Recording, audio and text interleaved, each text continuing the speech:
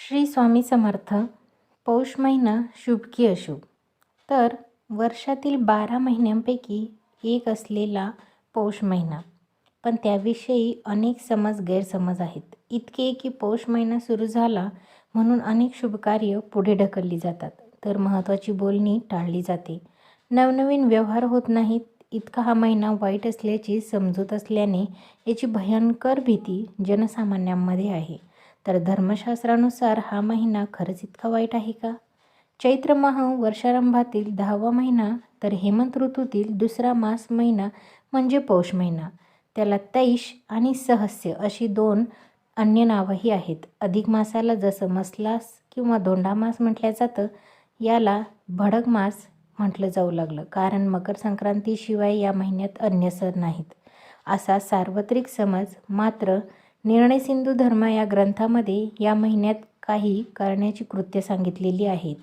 ती अशा प्रकारे: 1 नंबर, पौष पौर्णिमेपासून पौर्णिमांत माघ सुरू होतो म्हणून या दिवसापासून माघ स्नानाला प्रारंभ करावा.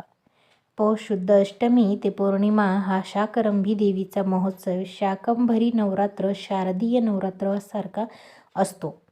तिसरं, पौष शुद्ध अष्टमीला जर बुधवार असेल तर शिवप्रित्यर्थ स्नान, जप, होम, तर्पण व ब्राह्मण भोजन करावं. पौष अमावस्येला अंधोदय पर्व असलं तरी स्नानादादी धर्मकृत्य करावीत. शिवलिंगावर महिनाभर तुपाचा अभिषेक करावा. याशिवाय पुढे दीपाराधना करावी. पौषाच्या दोन्ही पक्षातील नवमीला उपवास करून दुर्गेची त्रिफळ पूजा करावी. दुर्गेची मूर्ती पिठाची असावी. व्रतानिमित्त 8 कुमारिकांना भोजन घालावं. महिनाभर एक वेळ उपवास करून जे शक्य असेल ते दान करावं. रवी धनुराशीत प्रवास करून मकर राशीपर्यंत प्रवेश करेपर्यंतच्या कालखंडाला धनुर्मास म्हणतात. धनुर्मास श्रावणासारखा पवित्र मानला जातो. या धर्मानुसार काही दिवसात पौषात येतात. संपूर्ण धर्ममास सूर्योदयापूर्वी देवपूजा व अग्नी कुरकून देवास महानैवेद्य दाखवण्याची पद्धत आहे. महानैवेद्यास मुगाच्या डाळीची खिचडी, गुळाची पोळी, बाजरीची भाकरी, वांग्याचे भरीत व तिळाचे पदार्थ केले जातात. यावरून धार्मिक कार्यासाठी हा महिना निषिद्ध मानला जात नाही हे स्पष्ट होते. राहिला प्रश्न विवाह आणि वास्तुविषयक कार्याचा. पौष महिन्यात रवी धनुत असतात. विवाहाचे मुहूर्त घेऊ नयेत असे शास्त्र सांगते. मात्र उर्वरित महिना विवाहासाठी वर्ज्य नाही. पौष महिना शुभ कार्यासाठी वर्ज्य आहे ही निव्वळ खुळचट कल्पना असून तिला कसलाही शास्त्राधार नाही.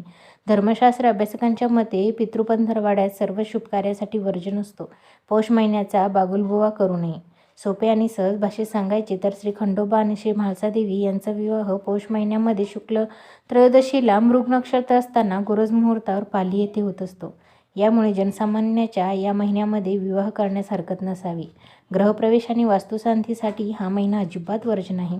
मुख्य घराचं बांधकाम या महिन्यात सुरू करू नये, पण अगोदर सुरू असलेले बांधकाम मात्र थांबू नये. घराऐवजी कुंपण किंवा अन्य कामे करायला हरकत नाही. घराची दुरुस्ती, रंगरंगोटी, फर्निचर वगैरे करायला काहीच हरकत नाही.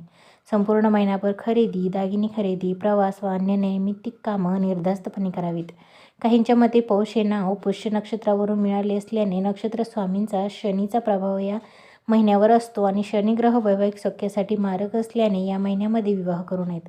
परंतु महिन्याच्या पौर्णिमेला हे नक्षत्र चंद्र नक्षत्र असते, त्यावरून या महिन्यात नाव मिळाले आहे. जसे चित्रावरून चैत्र, विशाखावरून वैशाख इत्यादी आणि पौर्णिमेच्या त्या चंद्राला नक्षत्राच्या त्या महिन्यावरून प्रभाव असतो. जसे ज्योतिषशास्त्राच्या आधारावरून सांगते की त्याला पौष पौर्णिमेला पूर्णवसू नक्षत्र असे म्हटले जाते. युक्तिवाद तकलादू न पटण्याजोगा वाटतो. पौष महिन्यात शुभकार्य करत नाही ही रूढी बनवली आहे म्हणून ती पाळावी, कारण शास्त्रात रूढीपलिये असे वचन असतं.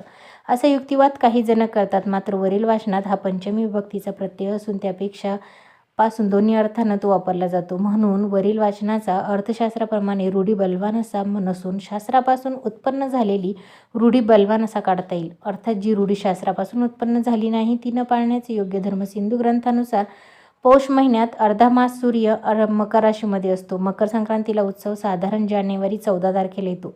मकर संक्रांतीच्या काळात अयन बदलतो. सूर्याचा मकर राशीत प्रवेश करणारा सूर्याचा रथ घोड्याऐवजी गाढवामध्ये बदलतो. या गाढवाला खर संबोधले जाते म्हणून या महिन्याला खरमास देखील म्हणतात. त्यासाठी विवाह निषिद्ध मानले गेले असावेत. सूर्याचा मकर राशीत म्हणजेच शनीच्या राशीत प्रवेश होतो आणि शनी पितृकारक आहे व सूर्याच्या पूर्वजांचा कारक देखील. पौष मासात श्राद्ध, पिंडदान वगैरे करण्याची प्रथा आहे. पूर्वजांसाठी शांती कर्म करून त्यांची कृपा प्राप्त व्हावी असा यामागील उद्देश असावा. परंपरागत पितृकर्म मान्यतेनुसार लोक पौष महिन्यात वधूवर पाहण्याचे काम लग्न किंवा लग्नाबद्दल बोलणीसुद्धा करत नाहीत. परंतु त्यासाठी लग्नाला मनाई आहे असा कुठे उल्लेख आढळत नाही. आणि ह्या व्यतिरिक्त पौष महिन्यात घडलेला विवाह अयशस्वी झाले आहेत असेही कुठे आढळत नाही.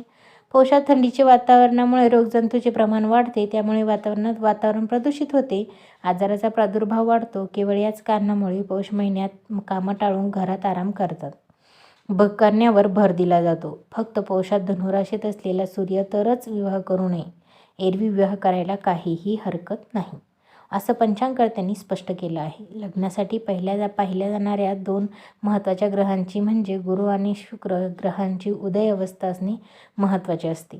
माहिती आवडल्यास प्लीज लाईक, कमेंट आणि सबस्क्राईब करायला विसरू नका. श्री स्वामी समर्थ.